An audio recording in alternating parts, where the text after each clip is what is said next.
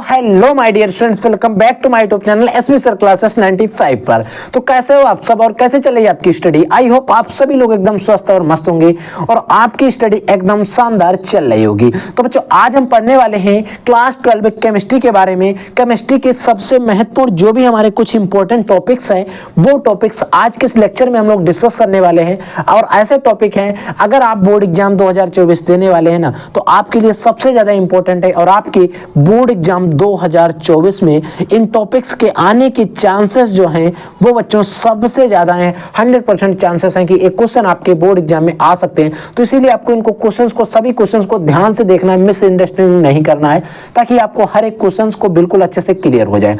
तो बच्चों, हमारा पहला क्वेश्चन है, पहला टॉपिक जो है वो है कि मोलरता तथा मोलंस पर टिप्पणी करना है। यानी कि मोलरता क्या होती है और मोलंस क्या होता है, इस पे हमें न्यूमेरिकल भी आते हैं और हमारे 1 से 2 नंबर में टिप्पणियां भी हमारे बोर्ड एग्जाम में पूछी जाती हैं। तो सबसे पहले बच्चों, मोलरिटी यानी कि एम यानी कि मोलरता के बारे में पूछेंगे। मोलरता क्या कहती है? मोलरता का मतलब होता है कि कोई अगर हमारे पास 1 लीटर विलेन है, उस 1 लीटर विलेन में घुले हुए विले के मोल हैं, उस 1 लीटर जो विलेन है उसमें घुले हुए मोल जो है, उन मोलों की जो संख्या है उस विलेन की मोलरता कहलाती है। 1 लीटर का कोई विलेन है, उस विलेन में घुले हुए मोल हैं और उस विलेन में घुले हुए विले के जो मोल हैं उनकी संख्या प्लस और विलेन की जो मोलरता कहलाती है। यानी कि 1 लीटर का विलेन है, विलेन का आयतन कितना है? 1 लीटर, और उस 1 लीटर के विलेन में घुले हुए जो भी विले के मोल हैं उनकी संख्या को उस विलेन की मोलरता कहलाती है। यानी कि मोलरता इक्वल टू होता है विले के मोल अपॉन विलेन का आयतन लीटर में। ये चीज आपको सूत्र याद रखना है, ठीक। फिर बात आती है बच्चों मोल प्रभाज यानी कि मोल अंश के बारे में। मोल अंश और मोल प्रभाज एक ही चीज होती है। इसमें कहता है विलेन में उपस्थित किसी एक घटक या अवयव के मोलों की संख्या, मोलों की संख्या,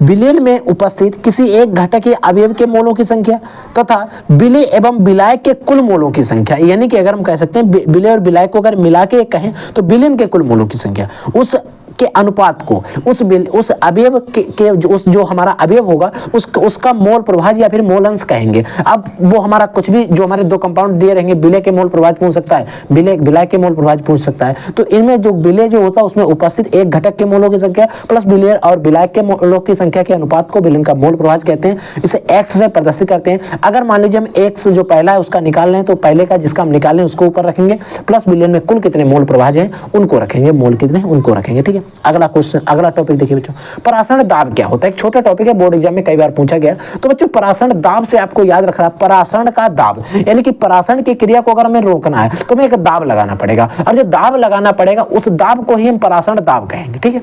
तो परासरण की क्रिया को रोकने के लिए जो दाब लगाना पड़ता है उसे हम परासरण दाब, ठीक है। अगला क्वेश्चन देखिए बच्चों, हमारा अगला क्वेश्चन है कि विद्युत रासायनिक श्रेणी में एल्यूमिनियम हाइड्रोजन से ऊपर है किंतु यह वायु और जल में स्थायी है, क्यों? बच्चों, आप इससे पहले क्वेश्चन याद रखिएगा कि विद्युत रासायनिक श्रेणी जो बनाई गई वो किस आधार पर बनाई गई। तो बच्चों, जो विद्युत रासायनिक श्रेणी बनाई गई है वो धातुओं और अधातुओं को उनके बढ़ते हुए मानक अपचयन व्यूहों के क्रम में व्यवस्थित किया गया, जिससे एक श्रेणी प्राप्त हुई है जिसे विद्युत रासायनिक श्रेणी कहते हैं। चीज आपको पता होना चाहिए। तो बच्चों, होता क्या, विद्युत रासायनिक श्रेणी में आपको ये चीज याद रखना है कि जब धातुओं और अधातुओं को उनके बढ़ते हुए मानक अपचयन व्यूहों या इलेक्ट्रोड व्यूहों के क्रम में व्यवस्थित किया तो एक श्रेणी प्राप्त हुई जिसे विद्युत रासायनिक श्रेणी कहते हैं। अब इस क्वेश्चन पे आइए, विद्युत रासायनिक श्रेणी में एल्यूमिनियम हाइड्रोजन से ऊपर है, ठीक है। तो विद्युत रासायनिक से एल्यूमिनियम जो हाइड्रोजन से ऊपर है किंतु यह वायु और जल में स्थायी है, क्यों? तो यद्यपि विद्युत रासायनिक श्रेणी में एल्यूमिनियम हाइड्रोजन से ऊपर है, यानी कि ये भी कह रहा है कि विद्युत रासायनिक श्रेणी में हाइड्रोजन एल्यूमिनियम से ऊपर है किंतु यह वायु और जल में स्थायी है। किंतु ये क्या होते हैं, जो एल्यूमिनियम जो है वायु और जल में स्थायी है क्योंकि यह गर्म जल या जलवायु के साथ उच्च ताप पर क्रिया करता है। ये क्या करता है, गर्म जलवायु होना चाहिए और उच्च ताप, ज्यादा ताप होना चाहिए, उस पर क्रिया करता है। और नॉर्मली इसको साधारण ताप मिलता है, साधारण ताप पर क्रिया करता नहीं, इसलिए हमको पता चलता है ये स्थायी होता है क्योंकि उसमें क्रिया हो रही होती है। और वो क्रिया कैसे हो रही थी, बहुत मंद हो रही होती है। चीज आपको याद रखना है, ठीक है। अगला टॉपिक देखिए, अगला टॉपिक है विशिष्ट चालकता से क्या तात्पर्य, इसका मात्रक लिखिए। विशिष्ट चालकता क्या होती है? तो बच्चों, विशिष्ट चालकता जो होती है किसी एक के विशिष्ट यानी एक कोई चालक है उसके विशिष्ट प्रतिरोध के व्युत्क्रम को उस चालक की विशिष्ट चालकता या फिर केवल चालकता कहते हैं। यानी कि कोई चालक है उसके विशिष्ट जो उसका प्रतिरोध होगा उसके व्युत्क्रम को, उसके उल्टे को 1/p के को हम विशिष्ट चालकता कहेंगे। विशिष्ट चालकता को हम ये जो ग्रीक शब्द एक होता है उसको हम कप्पा से प्रदर्शित करते हैं। कप्पा इक्वल होता है 1/ρ या pv कह सकते हैं, ठीक है। अब देखिए, इसका मात्रक जो होता है ओम इनवर्स, सेंटीमीटर इनवर्स और ओम सेंटीमीटर इनवर्स ऐसे भी आपको लिखा हुआ मिल सकता है, ठीक है बच्चों। अगला टॉपिक देखिए, ये रहा बच्चा सबसे ज्यादा इंपॉर्टेंट क्वेश्चन कि विद्युत रासायनिक श्रेणी किसे कहते हैं, इसके प्रमुख लक्षण क्या है, इसके 2 प्रमुख उपयोग भी आपको बताना है। यानी कि विद्युत रासायनिक श्रेणी में सारा कुछ आपको बताना है। परिभाषा तो हमने आपको बता ही दी है, उपयोग और लक्षण आपको बताने हैं। तो चलो एक बात समझ लीजिए, विभिन्न धातुओं और अधातुओं को उनके मानक अपचयन भी हो या इलेक्ट्रोड भी हो या अपचयन भी हो, ठीक है, को बढ़ते हुए क्रम में रखने पर जो श्रेणी प्राप्त हुई उसे विद्युत रासायनिक श्रेणी कहते हैं। तो मैंने आपको बता दिया। यह श्रेणी के लक्षण यानी कि विद्युत रासायनिक श्रेणी, इसके लक्षण क्या है।